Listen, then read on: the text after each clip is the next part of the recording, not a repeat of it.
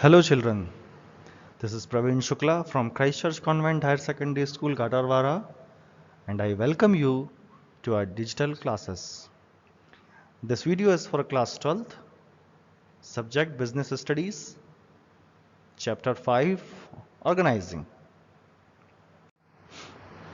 Yes, today we will start Principles of Organization Structure. Okay, so before we start, I would like to tell you something that in previous video we have completed up to formal and informal organization. Okay, but few points I have left for you to study about. Okay, for your study. Okay, so you have to go for the merits and demerits of both formal and informal organization and difference between them. Okay, so these points you have to uh, study at home. Okay, so today we will discuss about the principles of organization structure.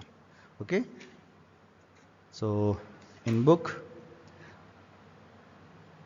you can see that management experts like Henry Fayol, F.W. Taylor, Erwick, and other experts have laid down certain principles to be followed in the setting up of an organization structure. These may be explained as follows. मतलब कुछ management के experts हैं, कुछ management के ज्ञाता हैं, जैसे Henry Fayol है, एफ.डब्ल्यू. टेलर हैं. ठीक है, तो इन्होंने क्या है कि कुछ प्रिंसिपल्स स्थापित किए हैं, कुछ सिद्धांत स्थापित किए हैं. ठीक है, मतलब एक ऑर्गेनाइजेशन के सेटअप में कुछ प्रिंसिपल्स का फॉलोअप ज़रूरी होता है. ठीक है, जिन्हें हेनरी फ्योल या टेलर जैसे मैनेजमेंट एक्सपर्ट ने दिया है. तो ये कुछ इस प्रकार से हो सकते हैं जो कि नीचे दिए हुए हैं, ध्यान से देखिए. फर्स्ट है principle of unity of objective. Unity, organization structure and its process must be directed towards achieving the objectives of the enterprises. Objective provide the organization with a sense of purpose and direction. Means जो organization structure होता है और जो उसकी process होती है, वो उसका जो डायरेक्शन होता है वो सिर्फ और सिर्फ उन ऑब्जेक्ट्स को अचीव करने का होना चाहिए जिसको डिफाइन किया गया है एक ऑर्गेनाइजेशन के अंदर. ठीक है, और जो ऑब्जेक्टिव्स हैं वो एक ऑर्गेनाइजेशन को पर्पस और डायरेक्शन को डिफाइन करते हैं प्रॉपरली. ठीक है, एफिशिएंसी, तो ऑर्गेनाइजेशन कि हर एक स्टेप पे, हर एक व्यक्ति को हर एक फंक्शन पे अपने पूरी एफिशिएंसी के साथ काम करना है. ठीक है, और जिससे कि अच्छा और मैक्सिमम वर्क हो सके. ठीक है, principle of span of control, इसको हम समझेंगे. This term span of control, also called span of management, refers to the number of subordinates place under a manager's direction, supervision and control. मतलब ये किस चीज़ को दिखा रहा है कि एक मैनेजर के अंतर्गत कितने सबऑर्डिनेट आ रहे हैं. ठीक है, और वो कितने अपने सबऑर्डिनेट्स को सुपरविजन या कंट्रोल कर रहा है. A management can not supervise, direct और कंट्रोल बियॉन्ड अ लिमिट. एक मैनेजर होता है जिसकी कुछ लिमिट होती है, उसकी कुछ आधिकारिक लिमिट होती है, मतलब उस लिमिट के बाहर उसको सुपरवाइज, डायरेक्शन या कंट्रोल नहीं करना चाहिए. Thus, the determining the number of subordinates to be supervised by each manager is the substance of this principle. तो इस principle का main substance क्या होता है कि भैया हर एक मैनेजर के अंदर में कितने subordinates होंगे. ठीक है, early thinkers on management used to set a limit 5 or 6 subordinate as the ideal span of control. This number may vary according to the nature of the work to be performed. पहले क्या होता था, जो कुछ management thinkers थे उन्होंने क्या किया कि एक लिमिट सेट कर दी कि भैया एक मैनेजर के अंतर्गत सिर्फ 4 या 5 लोग ही काम करेंगे ताकि जो सुपरविजन या कंट्रोलिंग का जो काम है वो आसानी से किया जा सके। परंतु ये जो नंबर है ये बदल जाता है ना। और किसके अकॉर्डिंग बदल जाता है कि भाई job of nature of job क्या है, जॉब कैसा है, काम क्या है, फंक्शन क्या है। ठीक है। नेक्स्ट है principle of unity of command. ठीक है।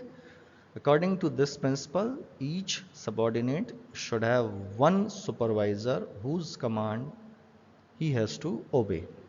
हर सबऑर्डिनेट के ऊपर एक उसका सुपरवाइजर होना चाहिए जिसके कमांड को वो सुने और उस पर काम करे। ठीक है। यदि अलग अलग उसके बॉस होंगे, अलग अलग तरीके से उसको कमांड मिलेगी तो वो नहीं कर पाएगा, किसी भी कमांड को प्रॉपरली एग्जीक्यूट नहीं कर पाएगा।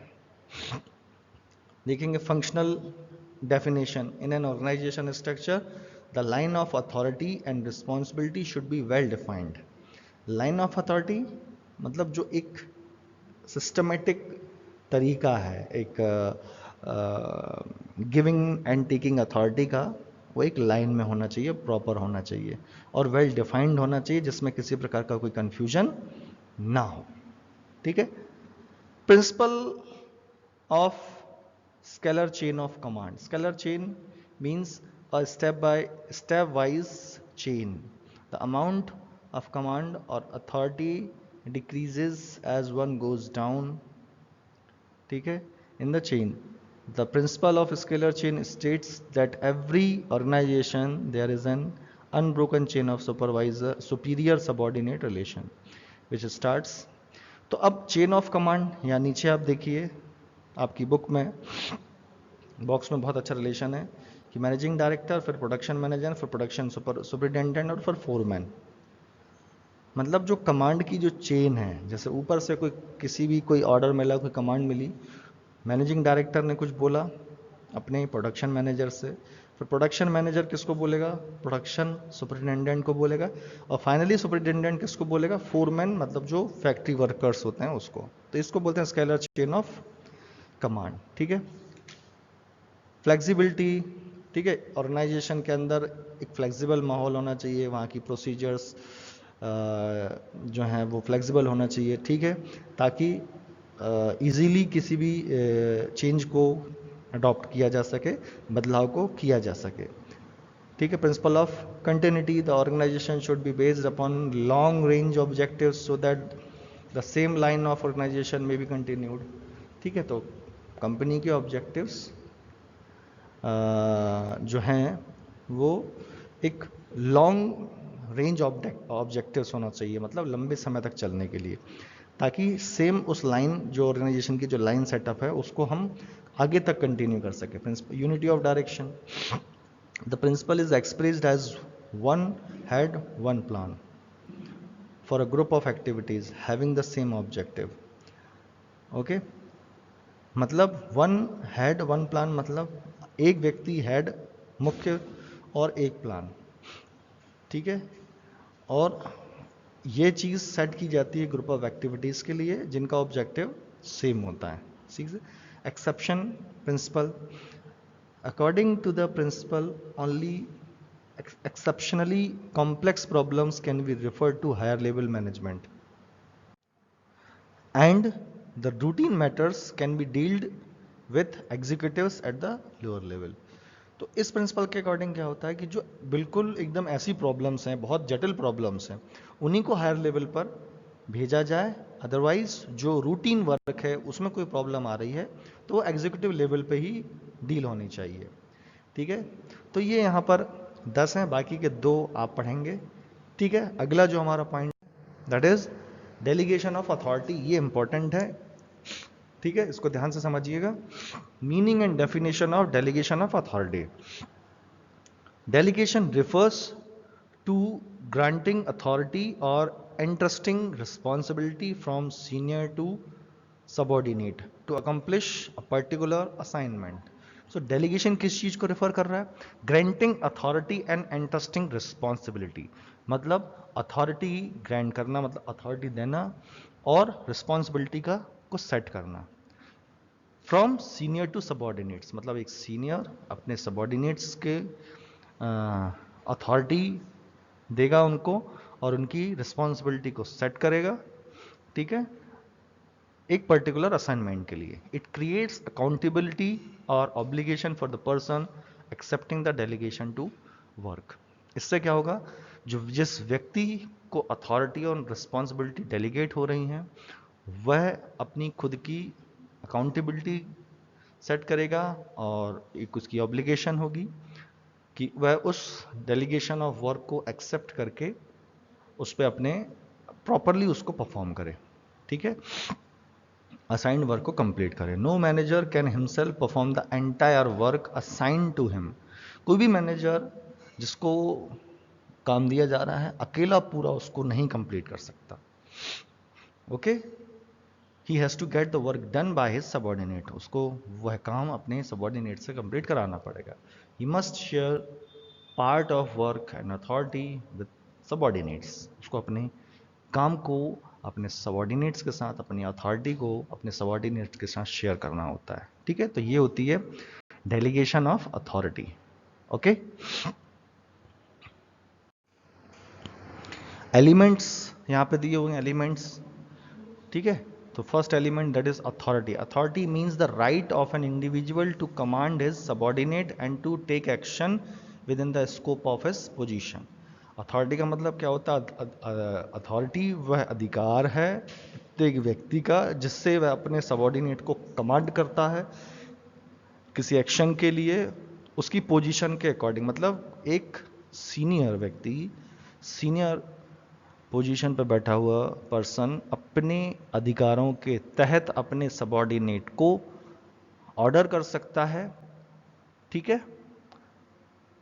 ये इसे मींस अथॉरिटी बोलता है, एक अधिकार देना, ठीक है। It also refers to the right to take decisions inherent in a managerial position to tell people what to do and expect them to do so. ये उस अधिकार को भी बताता है जहां पर डिसीजन लिए जा सकते हैं, ठीक है। सो ये है authority. In the case of formal organisation authority originates by virtue of an individual position and the extent of authority is highest at top management levels and reduce successively as we go down the corporate ladder, ठीक है। जब set of authority set की जाएंगी तो जब वो top से bottom पे जब आएंगी तो वो रिड्यूस होती जाएंगी, ठीक है। यदि एक मैनेजर को पूरा वर्क दिया गया है तो वह अपने असिस्टेंट मैनेजर को आधा देगा, फिर वो अपने सुपरवाइजर को और आधा करके, मतलब अपने काम को, जो उसका काम है उसको छोड़ के जो उसको नीचे की लाइन से काम कराना वो उस काम को वहां सौंप देगा। फिर वह नीचे की लाइन में वैसा होगा, जितना काम उन्हें करना है उस काम को अपने पास रख के वो जो बचा हुआ काम है जो उनको अथॉरिटी डेलीगेट करनी है वो अपनी नीचे की लाइन को कर देंगे, ठीक है। ये authority. Responsibility. Responsibility refers to the obligation of a subordinate to probably and ably perform the duty assigned to him by his supervisor, ठीक है। रिस्पॉन्सिबिलिटी क्या है कि एक उसकी ऑब्लिगेशन है, एक बाध्यता है। किस चीज की बाध्यता है, उस ड्यूटी को परफॉर्म करने की जो उसे असाइन की गई है उसके सुपरवाइजर के द्वारा, ठीक है। सो दस रिस्पॉन्सिबिलिटी फ्लोज अपवर्ड, ठीक है। तो ऐसे में क्या होगा कि जो रिस्पॉन्सिबिलिटी हो अपवर्ड फ्लो करेगी। जैसे a subordinate is said to be always responsible to his supervisor, ठीक है। मतलब यदि मैं एक सुपरवाइजर हूं तो मैं अपने बॉस, जो भी मेरा मैनेजर है या असिस्टेंट मैनेजर है, मैं उसके प्रति रिस्पॉन्सिबल हूं। मुझे उसको मैं अपने वर्क को लेकर उसके प्रति रिस्पॉन्सिबल हूं, ठीक है। It is important to note that when an employee is given responsibility for a job he must also be given the degree of authority. जब किसी व्यक्ति को रिस्पॉन्सिबिलिटी दी जाती है तो उसे एट द सेम टाइम उसको एक अथॉरिटी भी देनी चाहिए जिससे कि वह कुछ नेसेसरी स्टेप्स को रख सके, ठीक है। Thus, for effective delegation, the authority granted must be commensurate with the assigned responsibility. ठीक है, मतलब कि एक इफेक्टिव डेलीगेशन के लिए अथॉरिटी के साथ साथ रिस्पॉन्सिबिलिटी असाइन करना मददगार साबित होता है. If authority granted is more than responsibility, it may lead to misuse of authority. ठीक है, मतलब एक प्रॉपर बैलेंस होना चाहिए. यदि आपको अथॉरिटी बहुत ज़्यादा है आपकी रिस्पॉन्सिबिलिटी से, तो उसका एक मिसयूज भी हो सकता है. ठीक है. Third one, that is accountability. हम ये क्या पढ़ रहे हैं? हम ये पढ़ रहे हैं एलिमेंट ऑफ डेलीगेशन. ठीक है, अकाउंटेबिलिटी. अकाउंटेबिलिटी मतलब accountability means to be answerable for the final outcome. ठीक है, once authority has been given, has been delegated and responsibility accepted, one can not deny accountability. यदि एक बार आपको अधिकार दे दिया, आपको रिस्पॉन्सिबिलिटी दे दी गई है, तो अब आप उस काम को करने के लिए अकाउंटेबल हो गए. अब आपको उस काम का उत्तर आपके बॉस को देना होगा, आप उससे मुकर नहीं सकते. Subordinate is accountable to his superior for satisfaction and desired performance of work. It implies that the manager has to ensure the proper discharge of duties by his subordinate. ठीक है, बहुत आसान है, इंपॉर्टेंट है, इनको आप पढ़ेंगे, समझेंगे. ठीक है, हम मिलते हैं नेक्स्ट वीडियो में. Thank you.